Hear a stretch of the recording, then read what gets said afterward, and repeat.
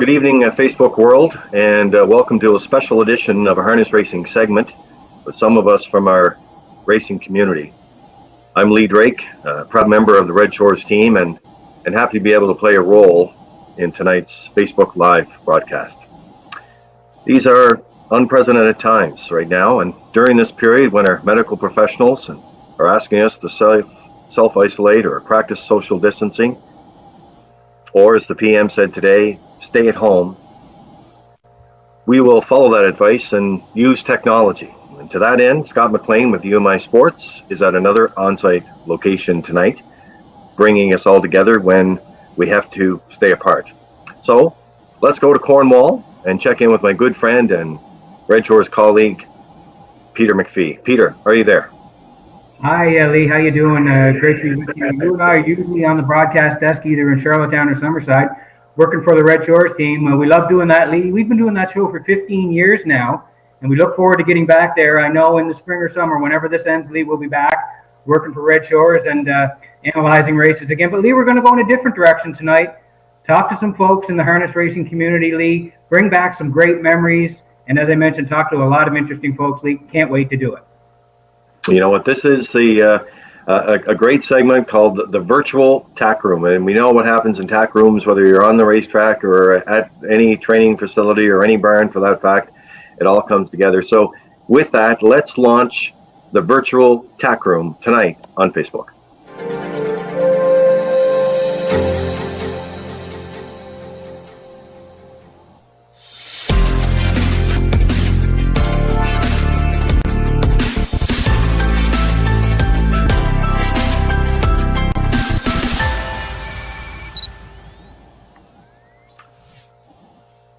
So as we said, the Virtual Tack Room is underway tonight, and an opportunity for us in the harness racing community, and for those of you, wherever you may be watching tonight, to come together while we stay apart. And other members on the team joining us tonight is Jerry McCabe. He's also in the box now. We're going over to his location, an island racing historian, author, and just all-around great guy. Jerry, good to see you tonight.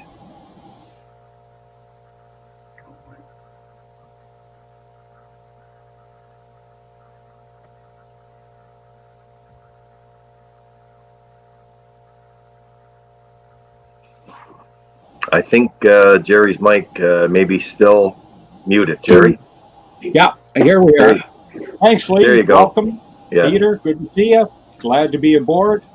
Looking forward to taking this time in the current difficult situation. Take a trip down memory lane and relive some great moments from the past. Okay, so, you know, all great ideas have to start from somewhere, and joining us on the phone tonight is Kent Oakes. Kent, former chair of Standard Canada, longtime member, of course, and builder in so many aspects of harness racing here in PEI and beyond. And I think we have Kent on the phone right now. Kent, are you there? Yes, I am, Lee. Good evening, guys. Hi, Kent. So, Kent, let's start with, first of all, this started with a phone call. We were chatting, and you had an idea around a virtual tack room and a concept to get people together. Share with us a little background on your idea. Sure. I thought it was important at this time when we are isolated from a lot of the folks we normally see at the track or at the barn, that we have the ability to share some of the stories about the horses and the people that make PEI harness racing so special. We have an established format that Lee and Peter and others host so well on race day, a wonderful resource in Jerry McCabe on the great history and tradition of Atlantic and Canadian racing, and Scott and his company's production capabilities. So that's what this is, a means to talk about what we like to talk about, which are horses and people. Lee will explain the opportunities going forward for everyone to share a photo and a video or a story as part of this. We've all sat around the tack room and shared a beverage of various kinds, along with some stories, and this is the virtual way of doing just that. Yeah, you're right, Kent. Boy, we've all had an opportunity to sit around with some beverage. The only thing maybe that's missing tonight that we don't have is a little bit of music, but who knows, that may be on a future show. But yeah, it is great to get it started. Now, we put the features together, the segments together around the racetrack, if you will. So our first segment tonight is the opening quarter, and it's going to deal with race videos.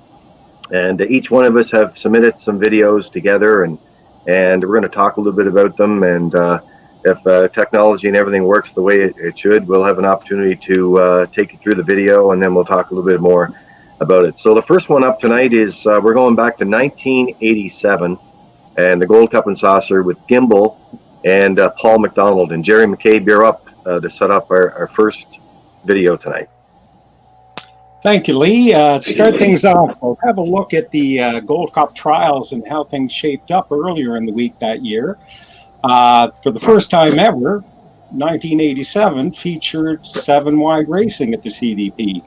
They widened the track earlier in the spring that year, and the truck with the gull wing gates was introduced. The old Chrysler was retired. And for the first time ever as well, we had 2 maritime breds that actually captured each of those Gold Cup trials that year. The first one, Steve B. Down, came in a row. He had won 4 in a row, including the Governor's Plate and track record time. For Milton Downey, who had long been seeking the Gold Cup and Saucer, trainer-driver Steve Mason.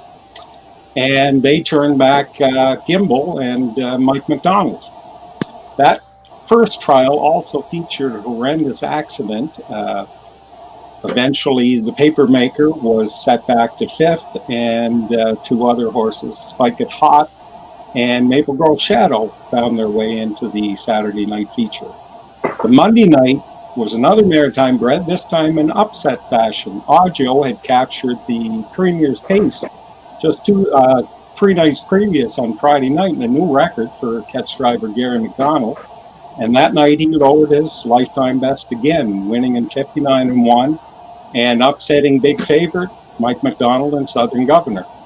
He had the misfortune of drawing the 7-hole that night, but got to the front, couldn't quite hang on. Ajo went by him at the 3/4 pole. He did hang on for second.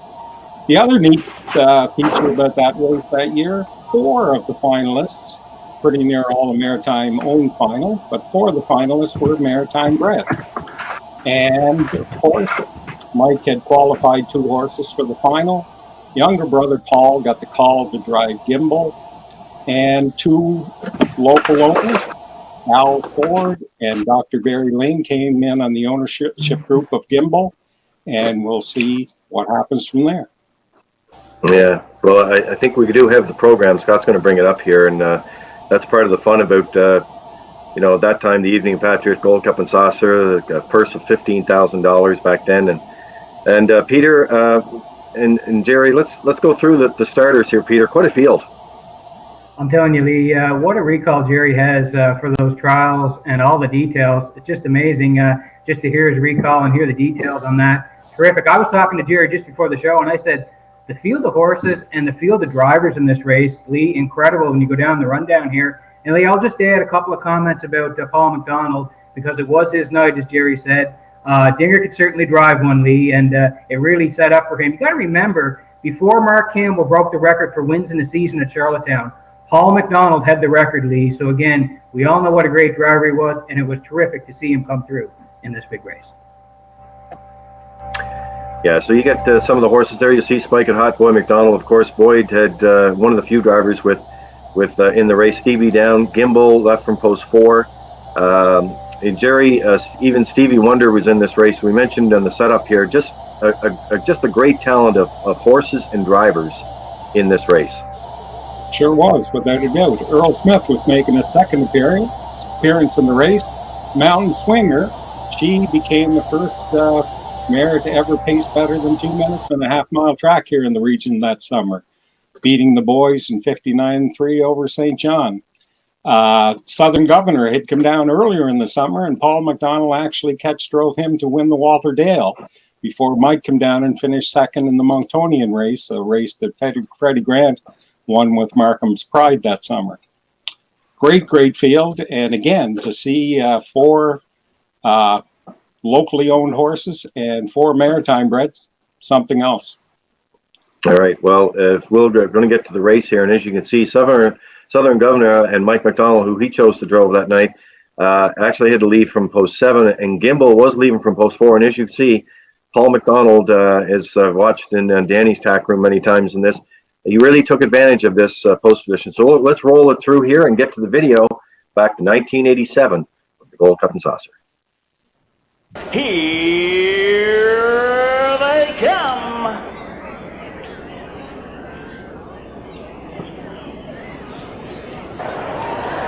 They're off and pacing. Steve B. Down, Southern Governor goes to a break. As they leave the gate, Steve B. Down going for the early lead. Gimbal racing up on the outside second. Racing it along the rail, third, a Mountain Swinger. Ball McGee Breeze up on the outside in four. They're racing to the opening quarter. Steve B. Down. A Gimbal drives at him on the outside. Mac and Tack as they move to the opening quarter. Up on the outside, a Gimbal's going to the front. Steve B. Down second. Mountain Swinger a tight third. Maple Grove Shuttle racing in four. Ball McGee Breeze in five. Ajo from six. Well back after break. Southern Governor Spike It Hot. They were by the opening quarter, 28-2. Off the top turn they come. It's Gimbal with the lead up front. Steve B. Down racing second, a Mountain Swinger third, a Maple Grove Shadow fourth. From five, Ball McGee Breeze on Joe Wellback, Southern Governor, and the Spike It Hot. They're now halfway home. Your leader up front is Gimbal. Steve B. Down goes at him on the outside second. Mountain Swinger racing third, fourth outside, Maple Grove Shadow. 59 seconds flat by the half. They move into the turn going by the 5/8. It's Gimbal with the lead up front. Steve B. Down on the outside. Second, Mountain Swinger up the rail. Third, Maple Grove Shadow on the outside in fourth. Ball McGee Breeze on Joe. Down the back stretch, moving by the 3/4 mile mark. It's a Gimbal on top. Steve B. Down's on the outside. Second, Mountain Swinger looks for racing room. Third, Maple Grove Shadow's gonna tip three wide. Here comes Ball McGee Breeze. 1:29 by the 3/4. They make the final turn for home. It's a Gimbal on top. Steve B. Down's coming up on the outside. It's Gimbal. It's gonna be Gimbal. It's Gimbal and Paul McDonald. Gimbal wins the Gold Cup and Saucer. Maple Grove Shadow second. It's the top. You know what? That was such a great call by Boomer Land. It's Gimbal. It's going to be Gimbal. I don't think you'll never forget that line coming through the stretch there. And Peter, we were talking about it before the show when we were doing a few tests on this. It still gives you goosebumps when you see a local driver like that who gets the call in the biggest race and to pull off a win. Absolutely, Lee. And again, I'll go back just to saying how good of a driver Paul was, having the record for wins in Charlottetown. And Lee, what impressed me most about Gimbal, and Jerry can certainly follow up on this, he has so many details on all the horses, but Gimbal was great early because he was carried early by Steve B. Down. He cleared for Paul, and he cut it all out. He really controlled it right from the hop. And you know what, Lee? He was strong on the end of it. You can see there he was pulling away. He won by open lengths there, and to me, that was a very impressive win, Lee. And it really capped off a big, big night for Paul. And you can see in the picture here, right? He's quite happy with that win. Sure, Jerry, this is the picture that was up there right now. If Scott, if we could go back to that, sorry.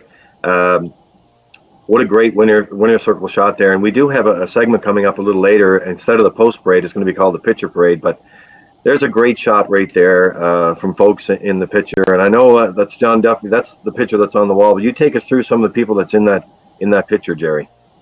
Yeah.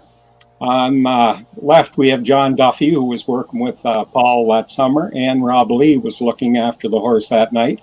Miss Gold Cup and Saucer that year was Allison Kane, the third member of her family to attain that honor after her mother, Marilyn, and her sister, Mary Lynn Kane, back in 1982.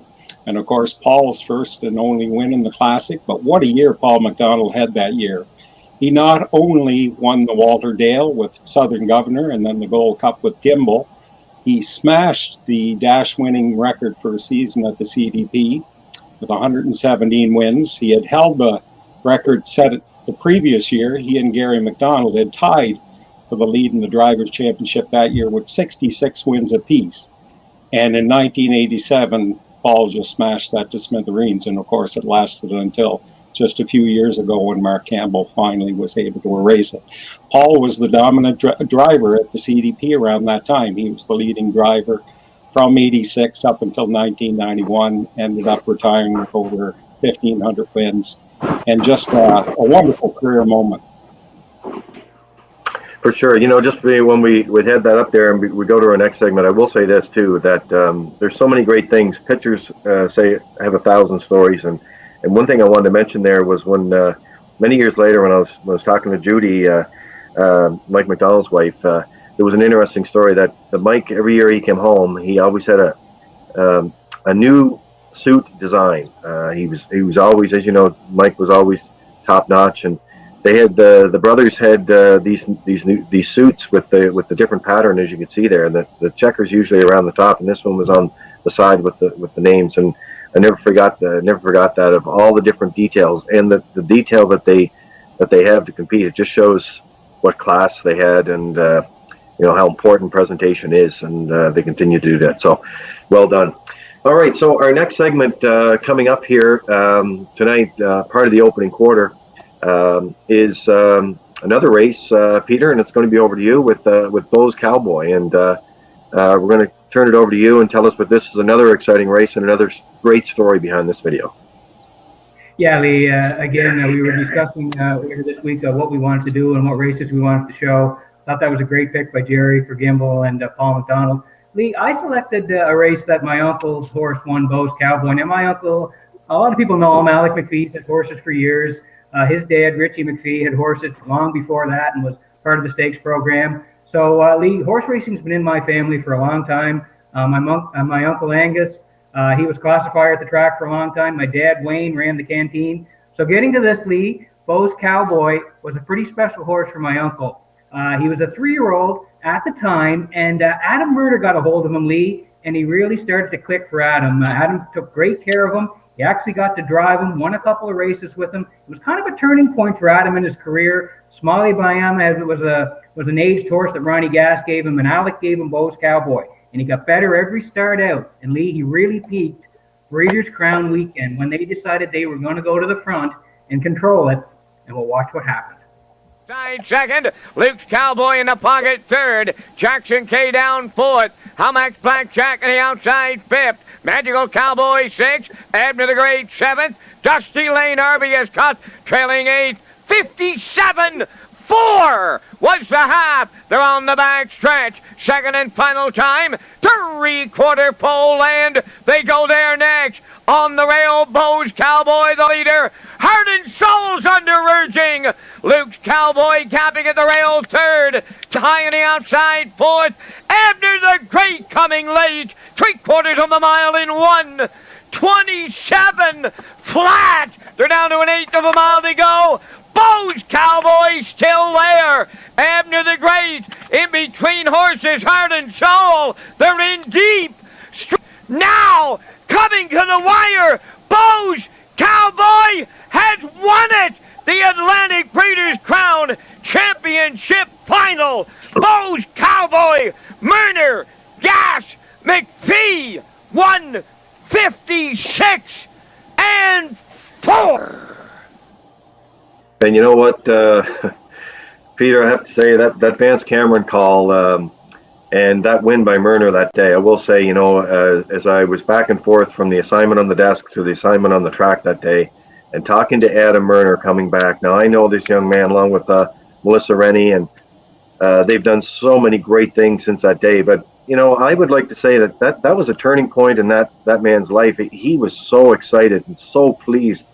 And I was so excited to give him the opportunity to talk that day. He just was bouncing with that win, and that was very special, eh? No question, Lee. Again, Adam will tell you that he was so happy to get the chance to have Beau's Cowboy. I don't know if they knew how good he was going to be, Lee, but like I said earlier, he kept getting better as the year went along. He had some big races. He sort of peaked right at that weekend. And I'll tell you, my uncle, who was in the Gold Cup, he had Tara Horn in the Gold Cup years back. He was pretty happy that day. Alec was very excited to get that Breeders' Crown victory. You know him well. You grew up in Cornwall. I think he even traded an animal at one time with him, Lee. So I got to tell that story. It was a dog. It was a cat for a dog. No, and I didn't. And you didn't mention that you and me both, and maybe Jerry McCabe too. Maybe Kent. I don't know. Went for many drives in that red truck. Yeah, that's right. And I think Ken had some history. I'm not sure if Ken's still on the line, but I think Ken had some history with the Breeders' Crown and the McPhee family. Ken, are you still there? Yes, I am. Yep. Did you say that Brian, I believe, had Crafty Jewel before in the Breeders' Crown? Was that true? Yeah, Nick mentioned to me yesterday that there's kind of a neat piece there. Brian won the Breeders' Crown with Crafty Jewel, and his son Brody won it with a daughter of Crafty Jewel, which was Ramblin' Lily. So there's a neat little family connection there. All right, Very sure cool is. story, Lee.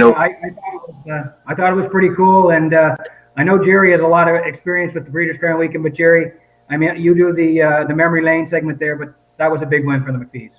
It sure was. Very happy for Alex, and also very happy for Ronnie Gass. Ronnie trained Beau's Cowboy that year, had a tremendous year with the stable. Up until that time in his long career, he's been driving since 1968, I believe. Had his most successful year that year. And Adam Murner making his mark, and certainly has gone on from there. And I dare say there's many more Breeders' Crowns in his future. But it all came together for those three that day. It was something else for sure. Yeah, speaking of trucks, I've had many trips in the Ronnie Gass truck, the big white truck. Remember, he had that truck, and many trips in that. Ricky McPhee went to Montreal with Ricky McPhee one time. Anyway, this is the type of stories that you get into in the virtual tack room. They sort of go everywhere. It happens in the tack room. All right, guys, that's great. Now, the next video that we're going to bring forward before we go over to as we reach the picture parade, instead of the post parade, the picture parade. And this is, you're going to love this segment that's coming up. I will say this: we will have information on how you can get involved for future shows, whether it's a race video that you want to send in to Scott's team. We'll have that set up for you as well. Now, we don't have time to go digging for the videos. If you have the video, we want you to send you the link and a little background on it, and the same with pictures. But this next video, and it's only fitting that I selected this one because, well, Scott McLean is an ownership in this horse, Notorious, and you know, the family connections, and just such a happy winner circle that day. But I selected it because the Atlantic Breeders' Crown and Mark Campbell, he was just having another fantastic year. And as we said earlier, it sort of all ties together in these segments here when he broke the record that Paul McDonald set for most wins in a season. But the reason about this race, and everybody knows Mark Campbell, is that we talk about the trip a lot. And I remember talking to him that day when you're going to see the race here. He gets shuffled. He gets shuffled back. He was near the end, or close to the back end at the half. And I remember talking to him coming back to the winner circle, asking him what was he feeling at the half. And Mark just chuckled and said, you know, it wasn't a great feeling at that point. But being what Mark can do, you know, he found racetrack, and he found it late in the mile. And let's have a look at it right now on how Notorious pulled off that exciting big win. And you're not going to see him till late in the mile here when he comes up in the stretch to pull off that big win. Finale, Red Dirt Rock and Roll, Bob Johnsky. Woodmere Bolt, Red Dirt Boomer. Southfield Sandy, Notorious.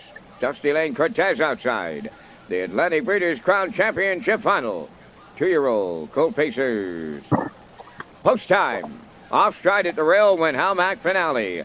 The rough end pacing, Woodmere Bolt, the first one away. On the rail, Red Dirt Rock and Roll. Coming third on the outside, Notorious. Bob Johnskill on the rail will get away fourth. Coming up fifth is Dusty Lane Cortez. Then racing from sixth is Red Dirt Boomer. Then seventh, Southfield Sandy, the early trailer. Halmack Finale, up the backstretch they go. Woodmere Bolt will take over for Earl Smith.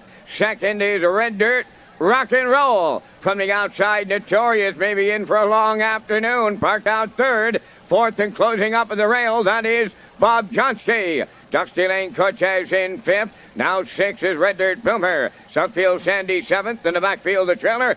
Halmack Finale, 29 and 2/5 a quarter. The backfield well in motion now. Woodmere Bolt, the leader towards the half mile. Red Dirt Rock and Roll is second. First up on the outside, third. Dusty Lane Cortez underway. Fourth on the rail, Bob Johnsky moving up. Fifth is Red Dirt Boomer. Third over the outside, sixth. Southfield Sandy getting the Charlottetown Shuffle. Seventh, Notorious. Then the trailer. Halmack Finale, 59 and 3 was the half mile. 3/8 of a mile to go. And it's Woodmere Bolt, the leader. Dusty Lane Cortez at his wheel. In the pocket, third, Red Dirt Rock and Roll. Fourth on the outside, Red Dirt Boomer. Fifth on the rail, Bob Johnsky. Southfield Sandy, sixth. Notorious is 7th, trailing the field. Hamac Penalty, 3/4 in 1. 29 and 4 on the turn for the final time. Woodmere Bold is still there. Dusty Lane Cortez, Red Dirt Rock and Roll, needing the passing lane. Way wide is Red Dirt Boomer. They're in deep stretch now. Woodmere Bolt, Red Dirt Rock and Roll, way wide. Notorious! Wow! From out of the clouds, 2 minutes, 1/5.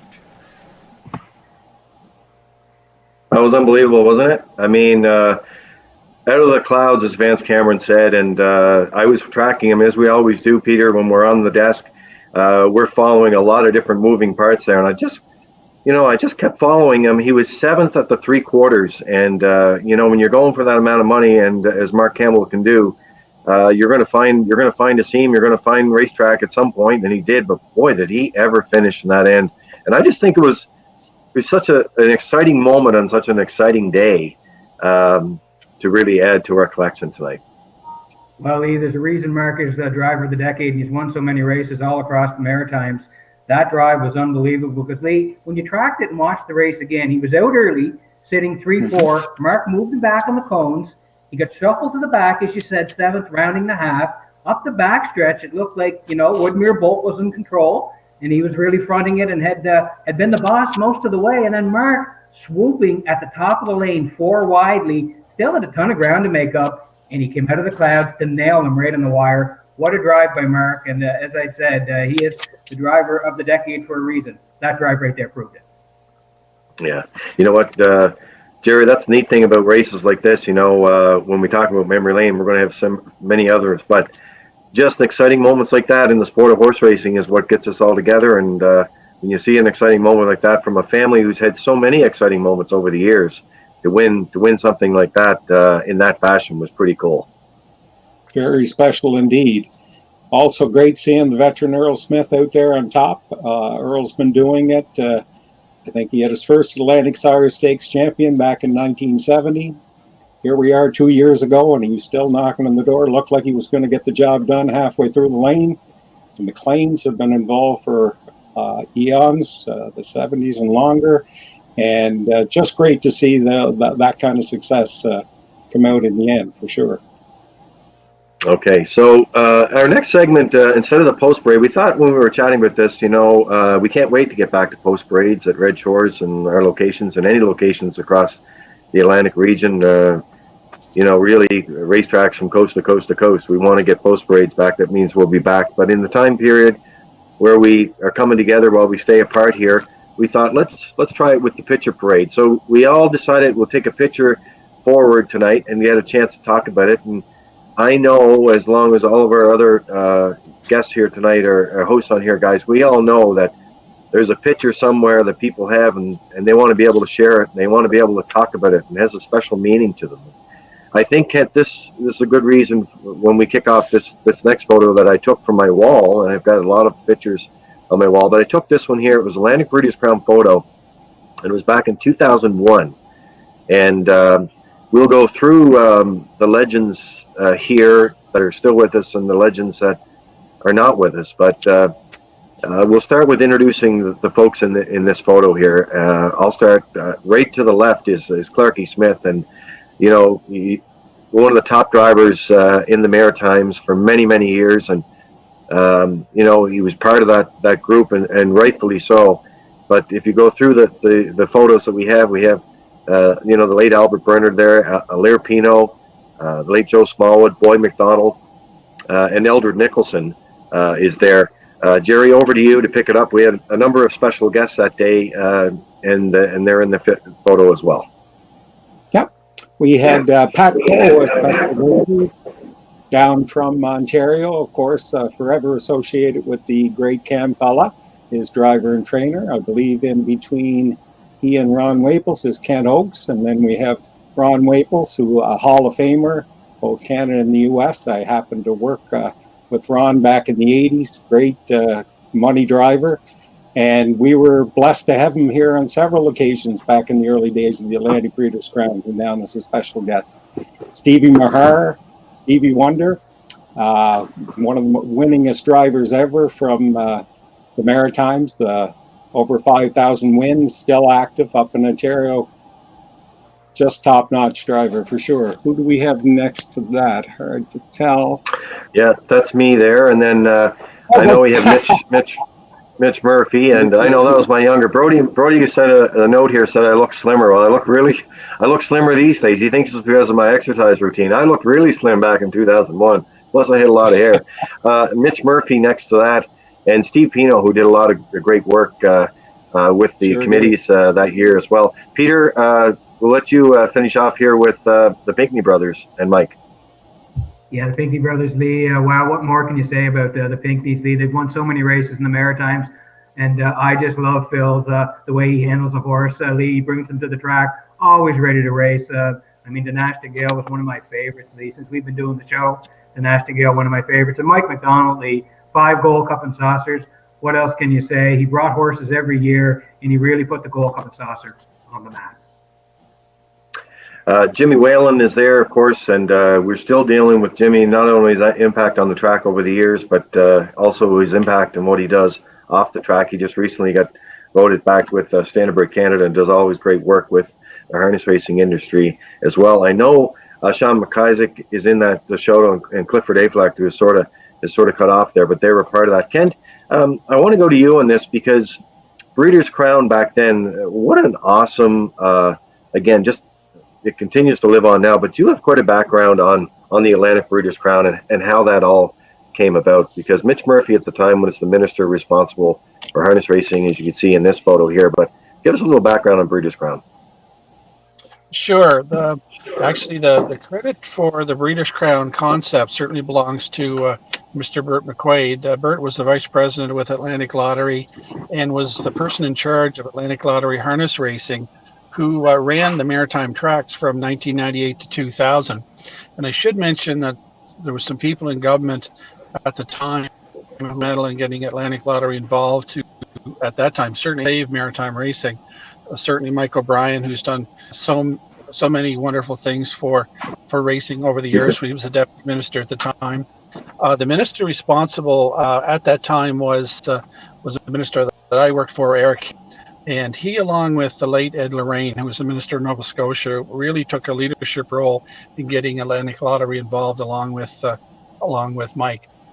Up until that time, the ASBA finals had been held on different days at different tracks, and Bert took forward the concept. Bert was a tremendous big picture guy, that we need to do this in one day and make a big impact. I remember very well sitting around the table with the racetracks, and there was a lot of opposition, but Bert said, this is the right thing to do, and we're going to do it.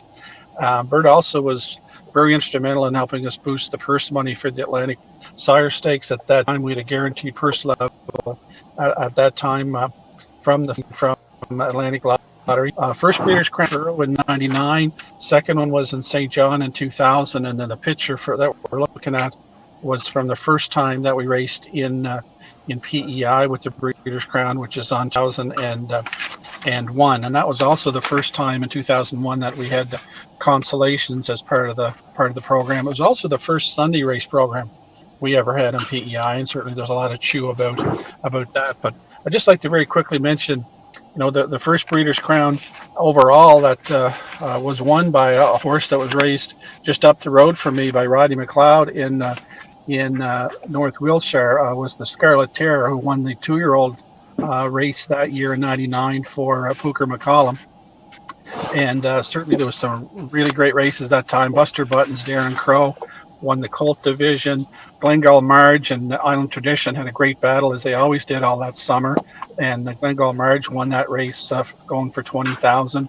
We had a $25,000 invitational in '99, the first Breeders' Crown. That was won by Bonhart and Paul Rogerson. And then there was a great battle between Lastabella and Charlotte's Flight that was ended up being won by Lastabella in that race in Churro. The next year, when we went to St. John, among the winners were Seawind Alpha for Doug Hill. We had Firm's Phantom, who was a 2-year-old that year. He won his division that time, driven by Gilles Berriot. Dusty Lane Condy won the filly division for Gary McDonald driving for Ronnie Gast, and won the Colt to Claire McDonald for trainer Steve Morton. And then in 2001, it was the first time we ever raced on a Sunday in PEI. And there's when we look at it, this is the first time we had the trots as part of the finals as well. I should mention Sean McIsaac and Elder Nicholson were in the photo. Did great work with us with the Atlantic Sire Stakes program, and we had some dollars there to put on the trot finals. That was won by Dunmore's Shadow for Claire McDonald, known as Treasure. Won for the Lanigans. Lewinsky won the filly division for Jill's Barrio and Baird. Quick Flow, also for Jill's, won the 2-year-old colt division. The Claire McDonald won for Billy Turner with N.S. Haley in the 3-year-old filly division. The Invitational that day was won by a great source for a long time, Jason Albert. And then the event was capped off by and we kept everybody there till the last race, which was race 14, to see Firm's Phantom in 57 and 4. And on that day, we bet just about 45,000 live on site for the race card. Yeah, that was an awesome recap there, Kent. Thanks very much. And I don't know if I mentioned it when we look at Boyd McDonald in the picture there, but Boyd was one of the few drivers, and we can go back to the screen. We're getting ready for another picture to come up here, but I believe that Boyd was, if not Jerry, one of the few drivers or only drivers to have 1,000 wins from his own stable. I dare say it'd be a very rare feat, certainly in this part of the country for sure. Quite an accomplishment, and what a stable he had over the years. Tons of good horses, the top class horses in the old days, from Shailene Globe, Mastering, Worthy Gift, the Endless Wonder. He just had an awesome stable that could fill every class and raced all over the Maritimes. I think 1.2, if I'm not mistaken, Peter, our last trip to Cape Breton, Vance had a trip to Cape Breton, but with Boyd one time. He did, Lee, and he said he never saw the front seat of the truck. Great stories. Listen, from the Virtual Tack Room, we'll move on to another photo. This is my favorite. What? I think he was in the back with double command, he said. So, and he probably went on to win that day. Anyway, they had a great chat all the way over, he told me. So our next, actually, what we're going to do here is our next photo. Jerry, you're up with this, and this is, we only have a few photos left, and we could stay, I guess we have the time to stay all night if we want, but anyway, we won't do that to folks. But our next one is the Gold Cup trial with Victorious Breeze of Doug McGregor in 1996. Jerry, over to you. What a great photo. Yep. Well, that's a great personal memory for me, Lee. I worked around the McGregor stable since the late 80s, worked with Roach and then paddocking with Dougie afterwards. And it involved all my good friends around the track. Dr. John Hennessy, a good friend of mine growing up, went on. At that time, he was working as vet in Blue Bonnets. John became, over the years, drew many horsemen from Montreal and later Toronto down to the Gold Cup and Saucer. This particular year, he convinced Pascal Prudhomme, his brother Regis, and their family to take this horse, Campella horse that they had purchased out of Ontario from the Garth Gordon stable. He had raced in the top class of junior free-for-alls in Greenwood before the Prudhommes purchased him, and they decided to take him down for the Gold Cup. Beautiful little horse, suited the track very well. He went away as a long shot that particular night in the first Gold Cup trial, but did draw the rail. Dougie used it to full advantage, sent him out to the front, carved out, at that time, wicket fractions over to the half in 55 and 3. That would have got a big boom from Vance today. At that time, it was the fastest half ever over the Charlottetown Driving Park. And he didn't stop. He kept on trucking. I can remember leaning over the fence, cheering for him and hoping he'd hang on. He did hang on and won that race in 155 flat and earned a spot in the final that year. If you pick up the last edition of the Atlantic Post Calls, you'll hear the rest of the story. I talked about how Tough Hombre came down and eventually ended up winning that race for Dave Smith and Dave Tingley training him. Victorious Breeze ended up drawing the 8-hole in the final. Tough Hombre overcame the 7-post to get the victory that year. Comedy Hour cut things out from the rail. Dougie worked out the 2-hole trip behind him, ducked up the inside to get the second in the final that year. Joining us in the winner's circle in that photo, along with the trainer Pascal Prudhomme and his maroon colors there, groom and my best man at my wedding, John Chivery. Of course, my friend Doug was driving. A lot of the clan is there. His family are proudly looking on.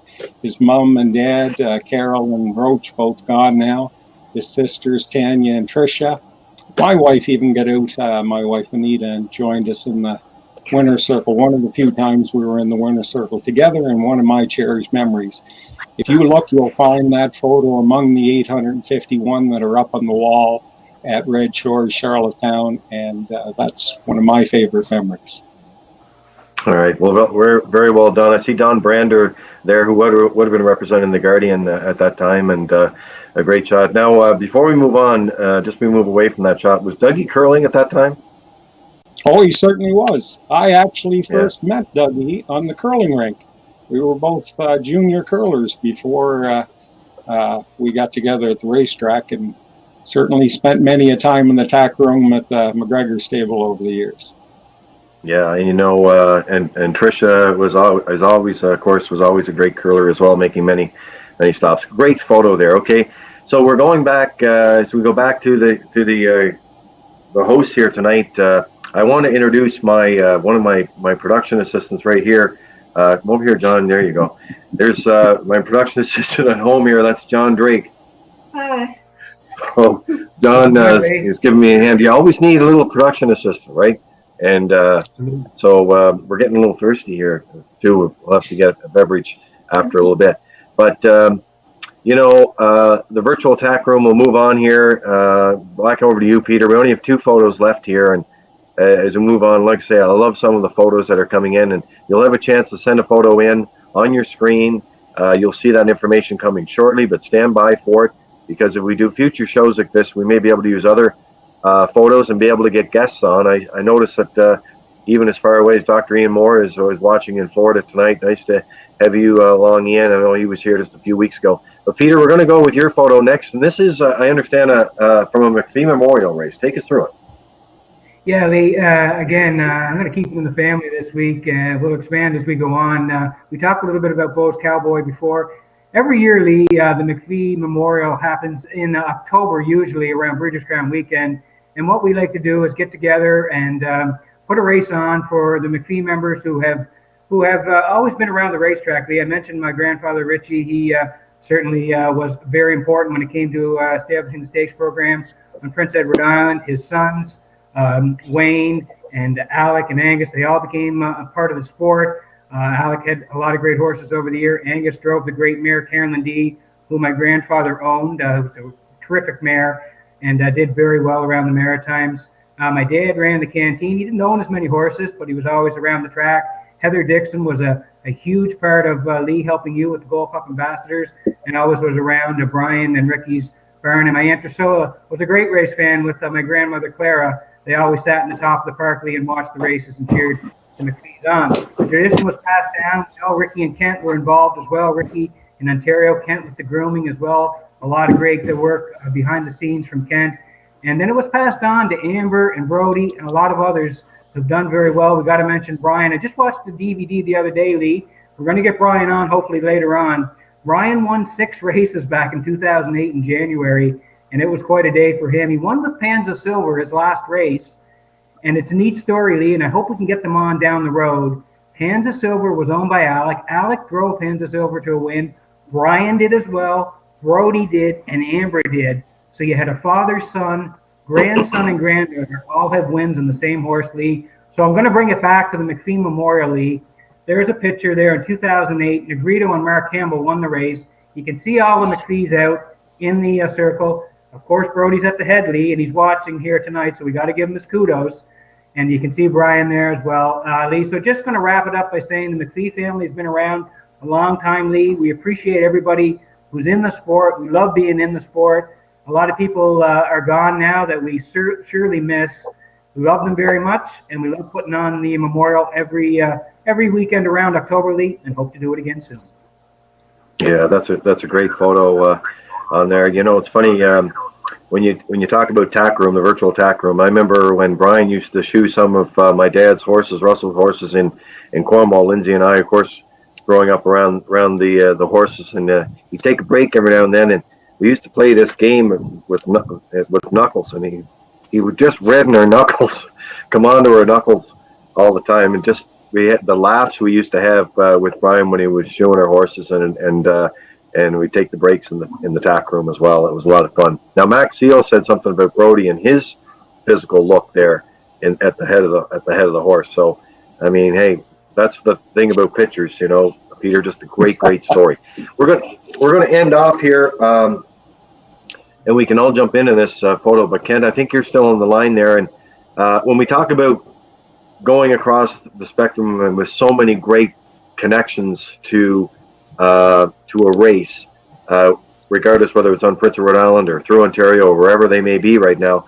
I think your picture here with the Cornwall Lions Club pace back in, I believe it was 2002, is quite a shot here. And take us through this memory here, this picture parade that we have here on this pace. Sure. This is a horse called Happy Pacer, which my brother Wayne and I raised. He was a Happy Paysack colt out of a nightly blue chip mare that we had gotten from Garth Toombs. And we sold this colt at the PEI sale, and Harold and Robert Shepard bought him. Robert owned this horse. This would be, I'm guessing, about the sixth or seventh lifetime win for Robert. He had won, I think, his first lifetime win. I could be correct. I believe was with What the Blazes. He had previously won better than 2 minutes with U2, which of course was a really nice little horse that the Waite brothers owned. But this, I believe, the first sub-mile for a horse that Robert owned himself. With this colt, he went in 59 that night on the Cornwall Lions Club. You can see Robert's grandfather, Buddy Shepard, and his dad, Harold, at the head of the horse. Robert's there. You can see Stephen. In front of Stephen, I believe, is Patrick with the red hat. And also Robert's mother and grandmother are there. And I must apologize. I don't know all the rest of the folks in the photo there. But I just thought it was a neat idea when we look back. This was 2002, starting at the start of Robert's career. Earl Smith trained this horse's mother. He also employed Robert and was, certainly instrumental in teaching Robert a lot of the fundamentals of the business, along with Robert's dad, of course. And then Robert ended up buying this colt at the sale, and so there's that Smith-Shepard connection. And as well, like we look back, I think Robert's got 37 or 3,800 wins now. Patrick's got over 1,000 training wins. A lot of potential in that photo right there. Yeah, for sure. I mean, that's what I love about photos. Jerry, you know all about that. You wrote a book, and the wall that we have at Red Shores at both locations, just packed with great memories like that. When you look back, when you see the success that the Shepard brothers are having now, for example, all of them, for that fact, when you see a picture like that, that's what makes them so special, isn't it? It sure does, and we've got no shortage of that here on the island and in the Maritimes. The family involvement that goes back, like Peter's family, 3-4 generations, hundreds of years in some cases. The Belleville family that we honored last fall, they at the Atlantic Breeders' Crown, they go back 5 generations. Were racing horses in the late 1800s and still at it today. And the stories that come from that, anytime we gather in the tack room or the virtual tack room, those stories are going to come out, and we're going to have some great memories to share and some good times doing it. All right. Well, you know what? It brings us to the our next segment, which is the 3/4. And before we get into the stretch drive, which is really, signing off for the night, I know Scott has, we put up a screen here, and these type of pictures and what we wanted to show you tonight was an opportunity for you. If you have a special photo and you'd like to come on the show and talk about the photo, who's in the photo, and why that photo was so special for you, or even the fact for videos, you can submit it to info@universum.ca. That's info@universum.ca, Virtual Tack Room. And, guys, as we get into the stretch drive here tonight, stay safe, stay home, and while the men and women in the harness racing community need to continue to care for their horses, we must practice social distancing. And we did this tonight without a script, and but we do have a passion, and it's great that we're not together tonight, but we are together in one way, and we're doing it in the safe way of doing that while we stay apart. So keep yourself and your family safe. Check in by phone or text or video with your friends or other people in the harness racing family. I know from our Red Shores family, we feel the same way. And our family here at home, my wife Jennifer and our kids Laurel and John, our little dog Chester. I thought maybe he'd be coming around tonight, but he's not. But we're in day 7 of the self-isolation, and we're doing everything that the medical professionals are saying, and we have to continue to do that. So guys, thanks for tonight. It was good talking to you, Peter. Thank you, Lee. Yeah, I thought the show went very well. Great to go down memory lane. I'm always amazed with Jerry's memory, Lee. He's got so much knowledge there, and I love hearing the stories and the details of what he brings to the show, Lee. I think it's going to be fantastic. Hopefully we can do it again. And as Lee said, please stay home, please stay safe, and hopefully we can talk to you again real soon. Jerry, always great talking to you. And whether it's in the tack room or the virtual tack room, I love the stories. Thanks very much for tonight.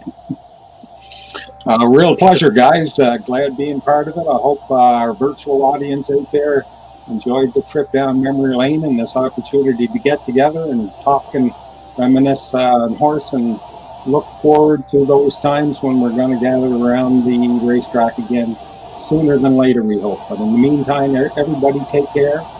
Take every precaution our health professionals are giving us, and we'll be through it before you know it, hopefully. And Kent, final say off to you. Thanks very much. We talk a lot, all of us actually, if not every day, every second day, and we really love the concept that you brought forward to us, and happy we can make it all work tonight. Thanks for doing that. Oh well, we all share the concept in this, guys, is all the things we do in PEI. But wonderful to see everybody, and it was wonderful to get a chance to talk about the horses and the people that we all enjoy. Stay well, everybody, and we'll see you soon. All right, so finally to Scott McLean, and I know Matt Kavanaugh, who works with Scott, UMI Sports. There's no task that we've ever gotten together, Scott, over the years, where when we started talking about race day as far back as 2004, and it's always great to work with you and your team here tonight. And we're going to close off here with some closing credits, and I'm going to end with this. Keep yourself and your family safe. As I said, check in by phone, text, or video on your friends, and sometimes a friendly chat, a little visit, in this case, as we come together but have to stay apart, is all we need. So have a great night from the Virtual Tack Room. Good night.